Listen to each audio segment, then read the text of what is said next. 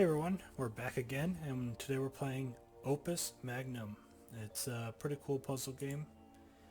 Um, I have beaten the first few levels, but I think we'll go ahead and start with the first level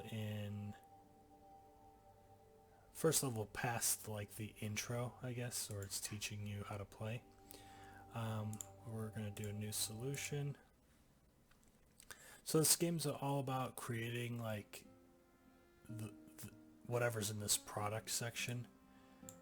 Right now we're creating the element of gold, and then you build that element out of these regions, I guess they're called. And for this specific puzzle you need this right here. Basically the way this works is you place one of these elements of lead on here and one of these elements of quicksilver on here, and when the element of lead is moved onto this, it sits here, and then when you put quicksilver on it, it like upgrades this element. It's kind of hard to explain, but I will demonstrate in a moment. So this puzzle, or this game, I guess, is all about using these arms, and there's a couple different types. And if you notice, I put this one down first, so it has the number 1, and it corresponds to these bars down here. This number 2 will correspond to this. And then you can pick its starting position and everything. And then you use these commands down here to program the arms to do what you need them to do. So, for example, for 2, we want to pick up the element of lead. We want to rotate it and then drop. We want to, for the number 1, we want to pick it up. We want to rotate it and then drop. But we want to repeat that instruction. Well, not yet. We want to, so after we drop it, we need to go back to this space. We need to rotate back, and then we want to repeat. And we want to do that a couple times, because each time you drop one of these quicksilvers here, again, it'll upgrade this element, so it'll go from lead to silver or whatever. I don't know the progression, but I think you have to do it a couple times in order for this to reach gold. And then we want to pick this back up and rotate 1, 2, 3, I guess, and then drop it, and then reset and reset. So you can either hit play and it'll just run all the commands, or you can step through the commands, which helps kind of troubleshooting or debugging any issues you have. So we'll go through just stepping through to see how it all works. So now we should be, the next command is to drop.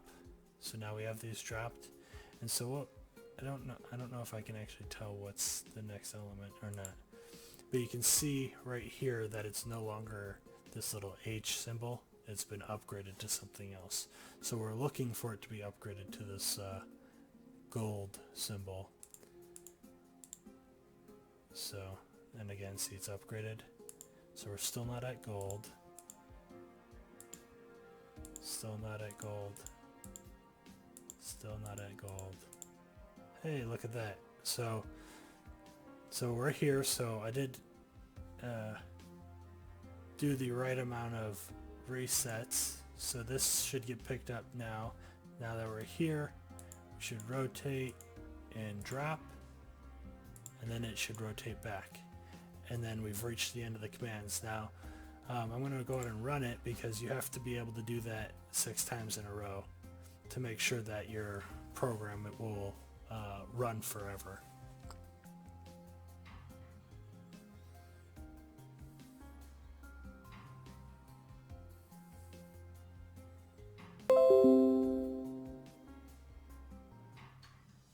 So there we are.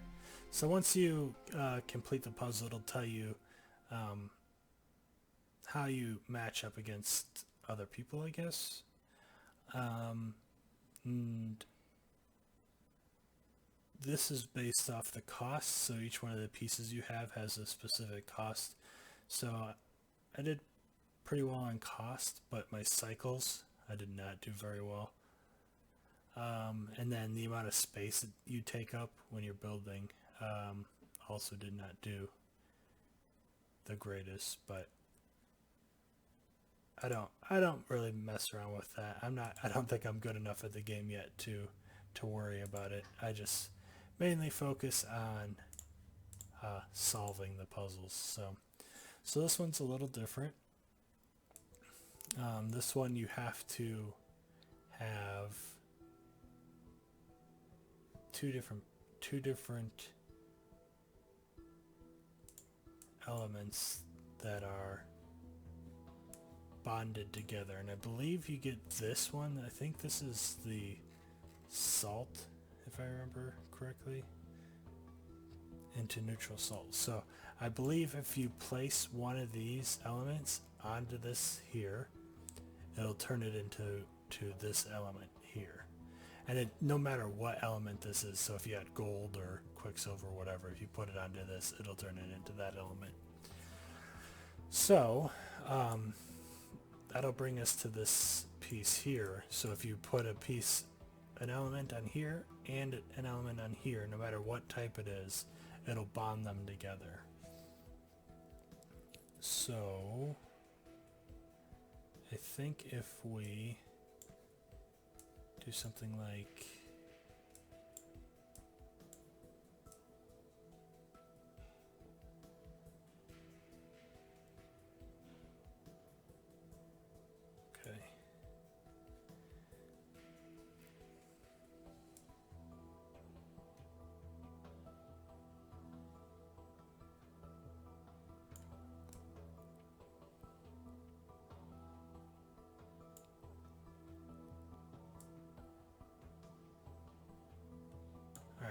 maybe that will work.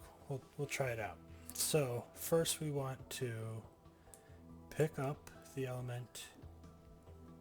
We want to rotate. I don't think you actually have to drop it for it to change. Let's see. That was not the right rotate. Let's try that again. There we go. Okay. So you don't actually have to drop it. But we do want to drop it up there. Then we will reset to get it back to the starting position. We want to pick it up again and then rotate the other direction.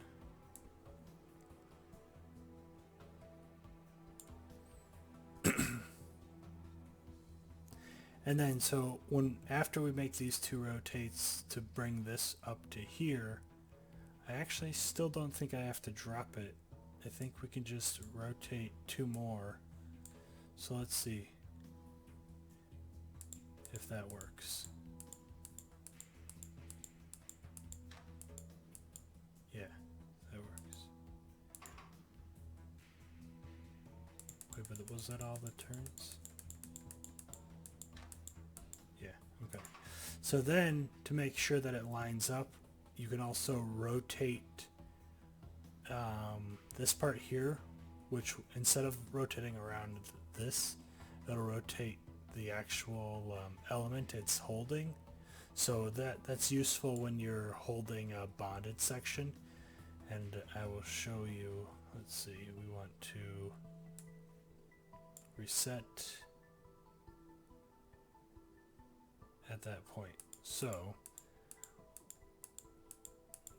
once we put this here and we rotate down, see now this next piece will rotate See how the arm didn't move, it just rotates the bond.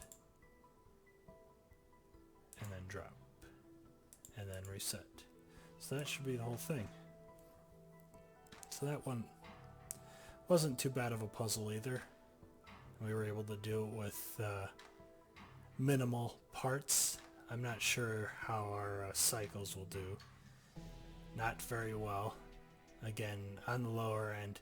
But still in the first place section for costs. So I guess maybe these people that are doing maybe some lower cycles, and I'm surprised that I didn't get the lower area. But yeah, maybe to get lower cycles you need a bunch of arms running so that you're multitasking. So that one wasn't too bad. I think we'll go ahead and do one more puzzle for the first video.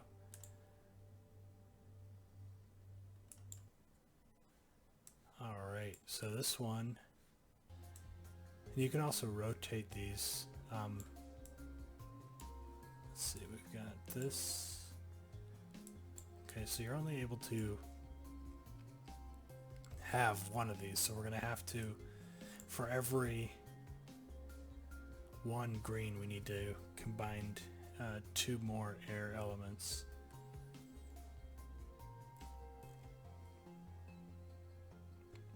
So I think we could either use this or this here, and then just like once we bond it to 2, just scoot it over and then bond to the next one. I think that actually works. I don't think that's how I did it the first time, but let's see. Maybe we'll try it out. So, the other thing with this game is that when you pick up an element, like if I picked up this green one here, you can't go this way. Like, you can't run elements into each other. So it makes some interesting issues. Let's see. So let's see what happens if we just pick this up. We're going to want to rotate, I think, and then drop and reset, then rotate, pick up.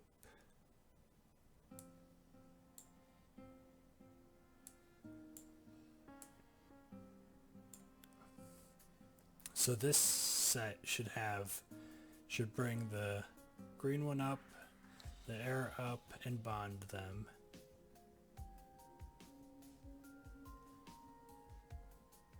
Then we want to rotate once more and reset.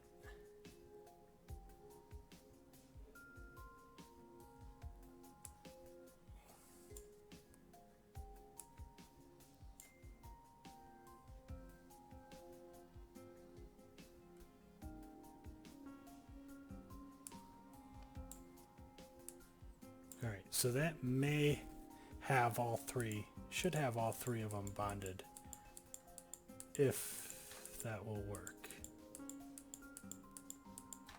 Okay, so how do we go about getting it onto here? We could put this here so that when we get the second air element bonded, we just move it down. But we're going to need to rotate this way, I believe, first, and then rotate twice, and then reset. So let's see if that works.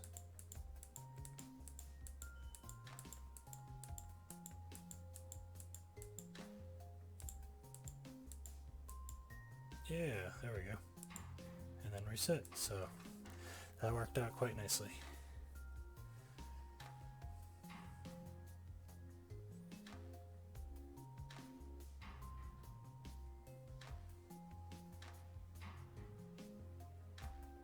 So again, I think we'll get pretty low on cost, but wow, I did so like this is where most people ended up. So I ended up again at the lowest end of cost. So I'm doing pretty good on that scale. But the cycle, I'm like at the way highest edge of it. So still not doing very good at that. But yeah, that's